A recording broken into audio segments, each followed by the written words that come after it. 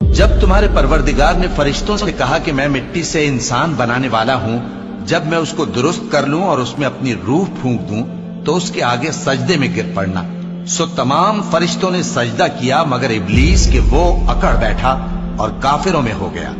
اللہ نے فرمایا کہ اے ابلیس، جس شخص کو میں نے اپنے ہاتھوں سے بنایا اس کے آگے سجدہ کرنے سے تجھے کس چیز نے منع کیا؟ کیا تو غرور میں آ گیا یا اونچے درجے والوں میں تھا؟ بولا کہ میں اس سے بہتر ہوں کہ تو نے مجھ کو آگ سے پیدا کیا اور اسے مٹی سے بنایا۔ فرمایا بس یہاں سے نکل جا، تو مردود ہے اور تجھ پر قیامت کے دن تک میری لعنت پڑتی رہے گی۔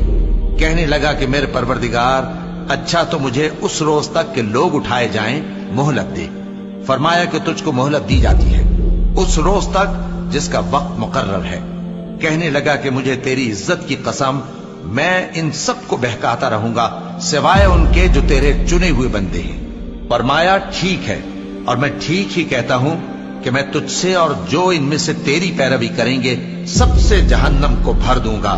اے پیغمبر، کہہ دو کہ میں تم سے اس کا صلہ نہیں مانگتا اور نہ میں بناوٹ کرنے والوں میں ہوں۔ یہ قرآن تو اہل عالم کے لیے نصیحت ہے اور تم کو اس کا حال کچھ وقت کے بعد معلوم ہو جائے گا۔ بھلا جب ہم مر گئے اور مٹی اور ہڈیاں ہو گئے تو کیا پھر اٹھائے جائیں گے؟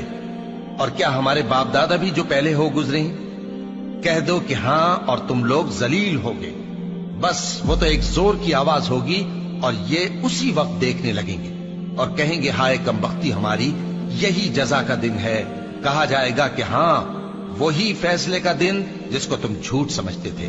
فرشتوں کو حکم ہوگا جو لوگ ظلم کرتے تھے ان کو اور ان کے ہم جنسوں کو اور جن کو وہ پوجا کرتے تھے سب کو جمع کر لو، یعنی جن کو اللہ کے سوا پوجا کرتے تھے، پھر ان کو جہنم کے رستے پر چلا دو اور ان کو ٹھہرائے رکھو کہ ان سے کچھ پوچھنا ہے۔ تم کو کیا ہوا کہ ایک دوسرے کی مدد نہیں کرتے؟